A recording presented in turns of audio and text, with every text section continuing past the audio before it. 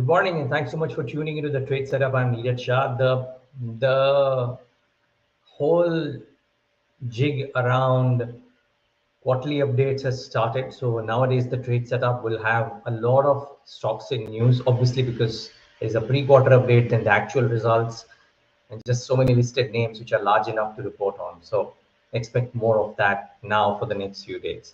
Let's start off with the global news flow first. The US markets for the last yesterday were down, mind you. The US markets yesterday didn't do as well, but day before yesterday were okay, and therefore over the last 48 hours the sentiment isn't all that weak. So bear that in mind. The other cues as well. I mean, uh, the dollar index has systematically come off, so to say. The other cues are hardly changed too much from in the last 48 hours. If anything, the 10-year yield has gone down a little bit more. So that is a thing. But geopolitically and from a global news flow perspective, lots has happened. So on the geopolitical side, Finland has now officially become a member of NATO, doubling the military alliance's border with Russia. However, I think the news report that I read was that NATO is not planning to put up uh, any military offensive equipment out there in Finland currently because they have enough, if indeed Russia decides to attack. So that is part one.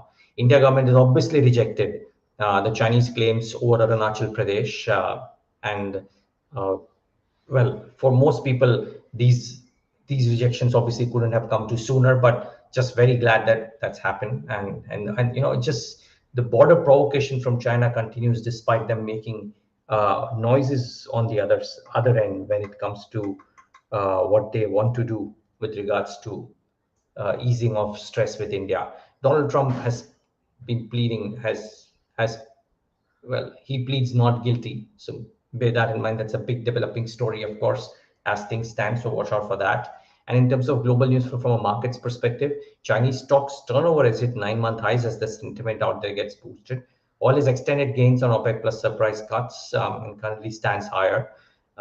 Jamie Dimon has said that the US banking crisis is not over as yet, and Bitcoin is trending towards the higher end of its recent range of 28,000. It almost seems as if the market has forgotten that there was a large banking crisis very, very recently. Uh, just goes to show how fickle and short lived the memory is. The SGX Nifty should come up on your screen next, and at least the levels thereof. And I reckon that considering what happened yesterday and the day before, we'll probably start off flattish to maybe marginally higher, if you will. Let's see what we do post that. So what's the trade setup? Overall, over the 48 hours, global markets are largely higher and may help the sentiment. I think BFSI today could provide the key support for indices, even as the MPC decision comes tomorrow. Usually ahead of MPC, BFSI is quiet, but I think the initial trends could well be higher for BFSI simply because HDFC Bank, IndusInd Bank, smaller names like Suryodaya Finance Bank have all done reasonably okay, and therefore there could be momentum on some of those names. FMCG stocks may skid a little, I think, higher palm oil prices or otherwise, but higher HRC spreads could probably help metal stocks. There's an Omira report which speaks about how HRC spreads over the last 14 days have actually inched higher, and that might actually help some of the steel names. Keep in mind, in JSW Steel's case, there's also this added advantage of they being preferred bidder or rather preferred operator for Karnataka iron ore, and that might also help JSW Steel. So do watch out for some of the metal names in the session today. However, in terms of stocks to watch, I won't start with anything else but banking and BFSI by and large. So HDFC Bank to kickstart the conversation in on stocks to watch. So do watch out for this one, of course. CASA increased 11.3% to 8.36 lakh crores, with the CASA ratio at 44%. Deposits up 21% at 18.84 lakh crores. 17% rise in gross advances.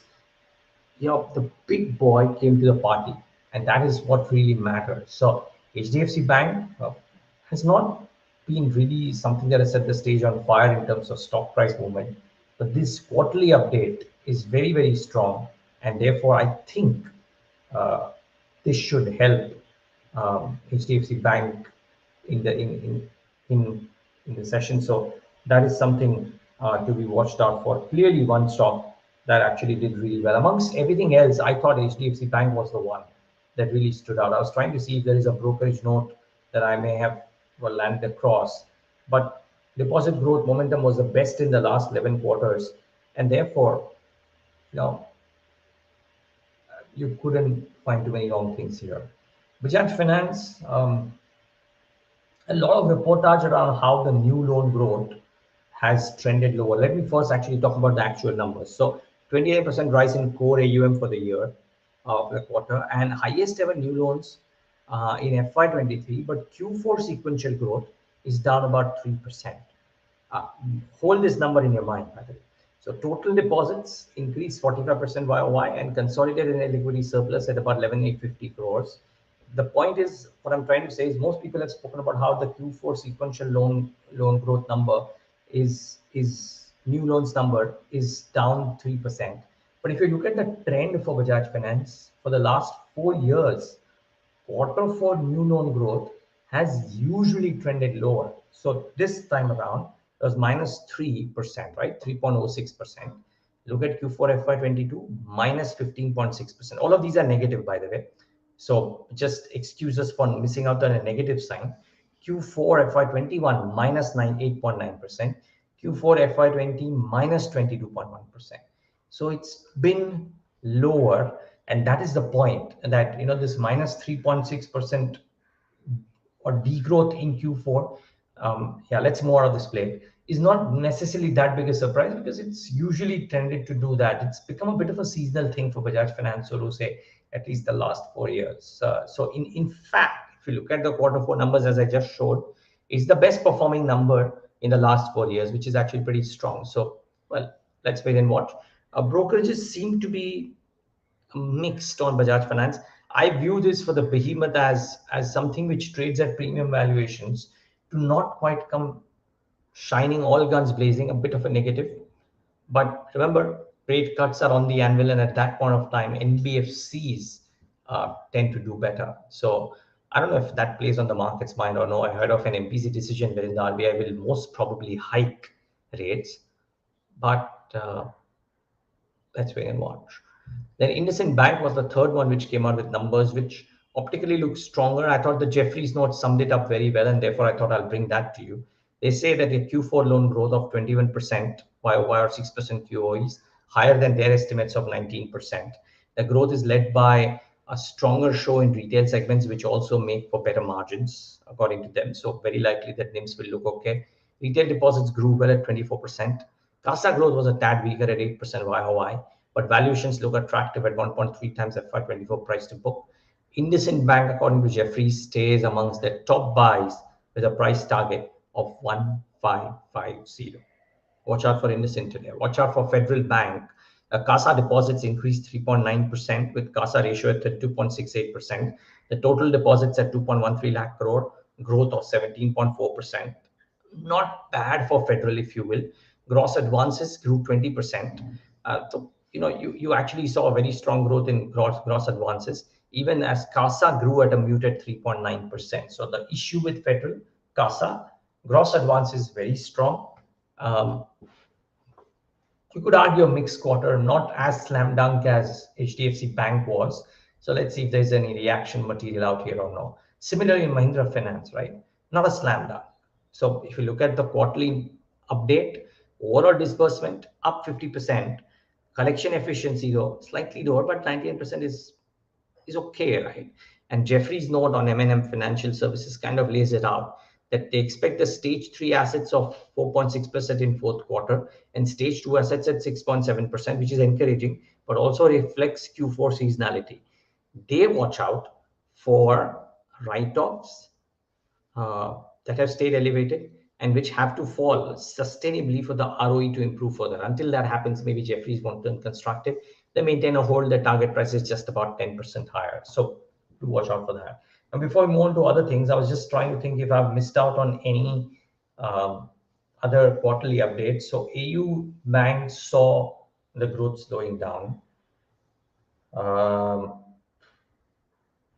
BDL, right? They missed the revenue target big time. So that could be a problem area. Suryodaya Small Finance Bank Q4 update was positive. Strong uptick in disbursements and decline in GNPAs. Advances grew about 13%, deposits 10%, GNPA 3% versus QOQ 4.3% and YOY 11.8%. So clearly people will like what Surya Finance Bank has done. But then you could argue a bit of a neutral thing, RBL Bank neutral, but AU Bank was weak, South Indian Bank was weak, and maybe we see these stocks maybe slightly weaker in the session today. Then some news flow. Aside of ACC Ambuja and Standard, I mean, okay, let's stick with this and then I'll come to the others. So Cyient has elevated CEO Karthik Natarajan as CEO.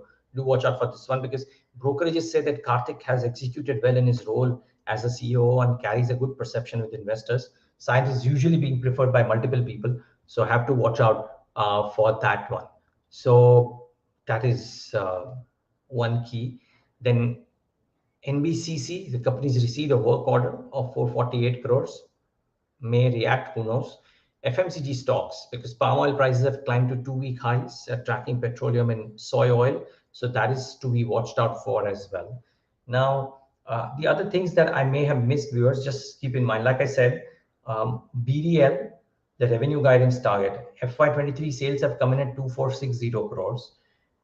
FY22 was 2810. This implies 4Q revenue growth of just 780 crores, which is down about 42% YOY. Clearly, BDL will be a casualty in the session today, so that is to be watched out for. Ambuja and ACC, because there are some reports which suggest that Adani Group has started working on the merger between Ambuja and ACC.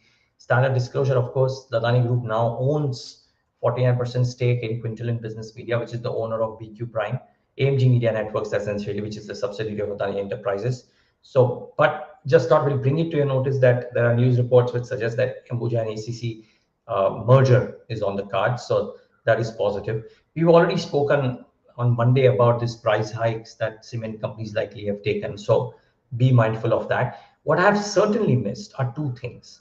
One, windfall tax has seen a sharp revision, right? So it's been put out by BQ Prime handle, of course, except diesel.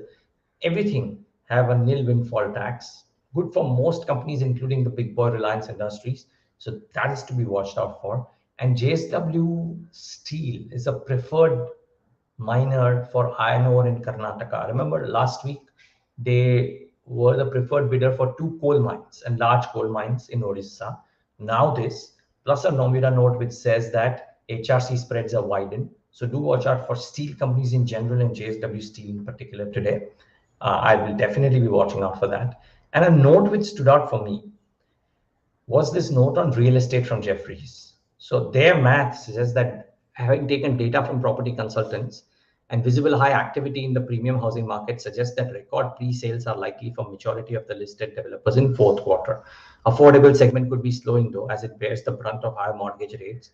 11-year-old inventory though suggests that there is a support for the sector fundamentals. Now their thesis, viewers, is that as rates peak soon, valuations for real estate stocks will look attractive because valuations have come off quite rapidly in the last few months. And therefore, according to them, Godrej Properties, DLF, and Macrotech or Lodha are the better placed ones amongst stocks to buy. Now, the point is, viewers, that the high-end real estate sales have nearly continued normal despite higher interest rates, but valuations have come off for real estate companies. Now, that is because of higher interest rates. Now, as interest rates normalize, can these valuations go back to normal? And this is presuming that sales stay okay. So for now, sales are saying okay. And therefore, I think that Jefferies was optimism on some of the real estate names. Interesting argument from a slightly medium term perspective. These days, medium term is about 6 months, by the way. Long term is a year and a half, the way the cycles are compressed. So be mindful of that. Net, BFSI looks okay, steel looks okay, FMCG maybe not. We might see some of the real estate stocks, who knows, and PDL being a big casualty in the session today. So do watch out for that. Also, AU Small Finance Bank, the numbers came off. So those are two names which look slightly skittish for the session today. Thanks so much for tuning in. Have a great day ahead.